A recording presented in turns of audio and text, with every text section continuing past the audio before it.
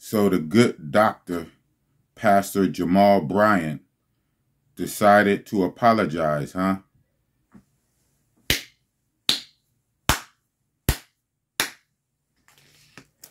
Goody, goody for you. Here's a cookie. Boss. I'm a boss. Big boss, and you know it's real talk.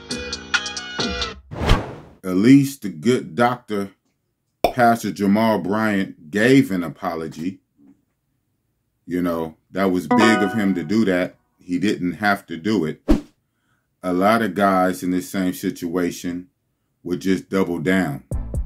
So at least he was smart enough to get in front of the train wreck and do some damage control. So kudos to him for that.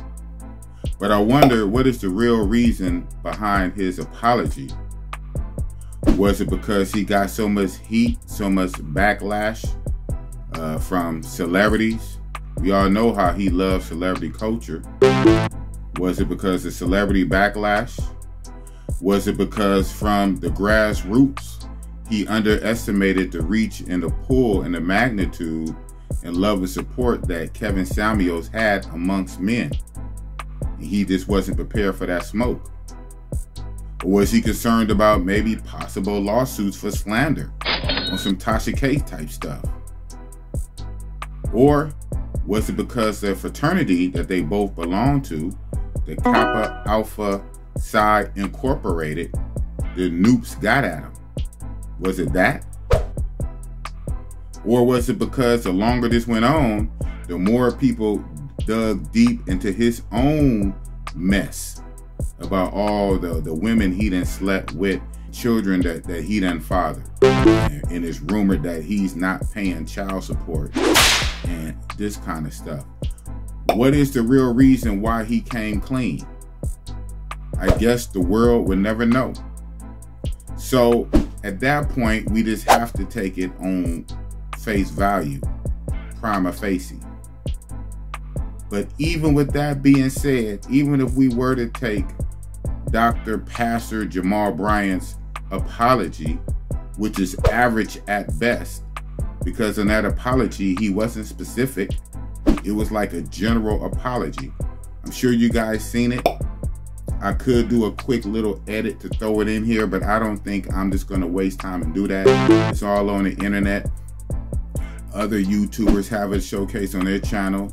Shout out to O'Shea Duke Jackson. Did a video about the pastor's apology. Also, Pocket Watching with JT. He put out a short video clip of basically the whole thing was just the pastor's apology with no commentary. So it's out there. You can watch it on their channels. What I am going to address is that apology, which is average at best. I'm just going to say this. From Big Boss Standard and my platform, and I consider myself Kevin Samuels' protege.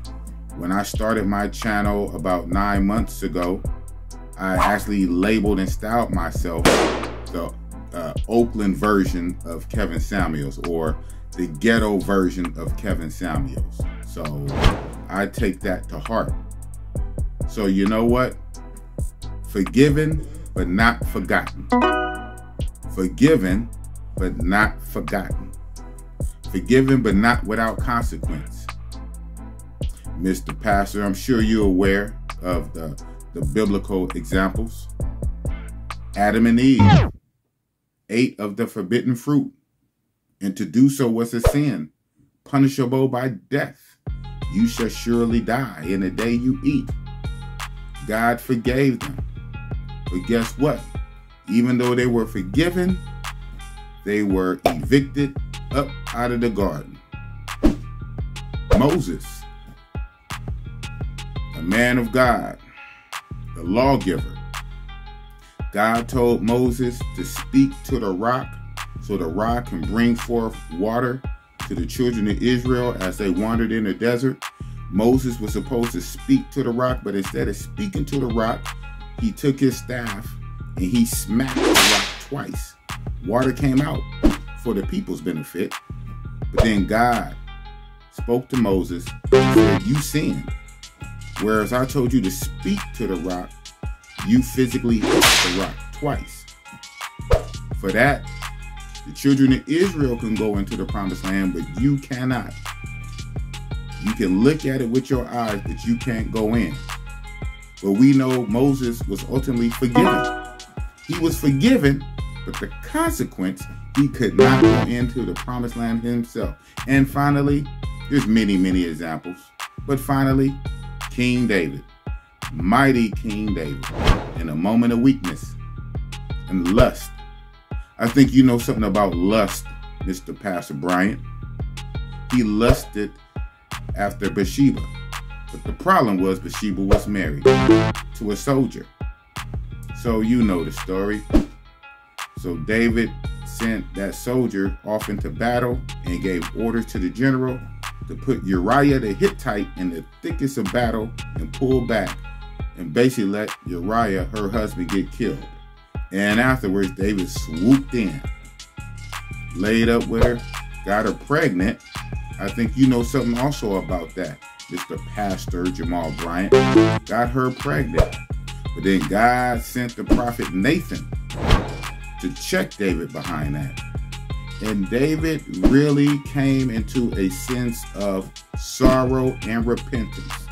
David was truly, truly sorry for his sins. And God ultimately forgave him. God forgave David. But guess what? That baby he desired with Bathsheba, God required that baby. That baby died. Even though God forgave David, the baby died. Innocent baby, the baby died. And God had information to relay to David through the prophet Nathan that the sword would never leave your house. You are forgiven, but not forgotten. You are forgiven. Consequence. You are forgiven, but the sword will never leave your house. You know the story, Mr. Pastor.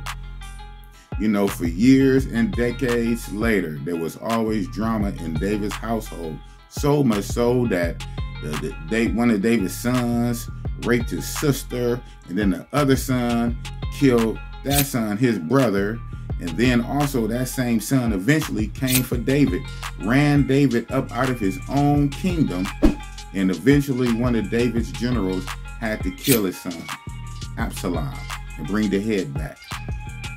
The sword never left his house, but he was forgiven. So you are forgiven, Dr. Pastor Jamal Bryant. You are forgiven, not forgotten, but the sword will never leave your house. And the sword is what? The World Wide Web. Welcome to the 21st century. The sword is YouTube. The sword is social media.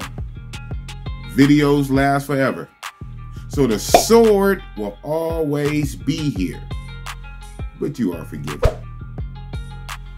So just have that as a reminder going forward. What did you say in your little speech? You said, watch me grow. Okay. So as you grow, stick to your platform, preaching to your church. Stop trying to be the cool pastor and the hip pastor and use everything in Instagram and social media and YouTube. Stick to the word. Stop clout chasing. Stop sleeping with the members of your church. Stop getting them pregnant.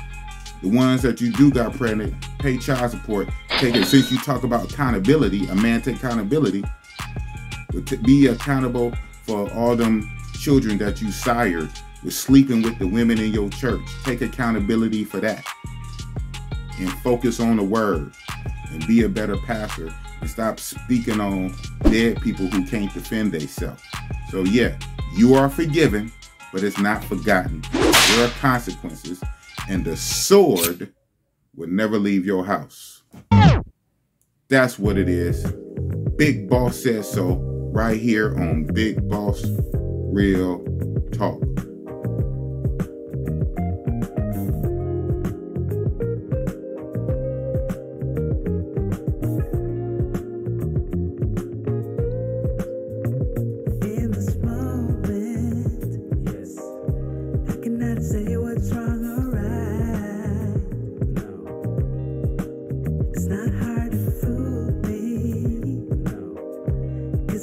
addicted to the good life.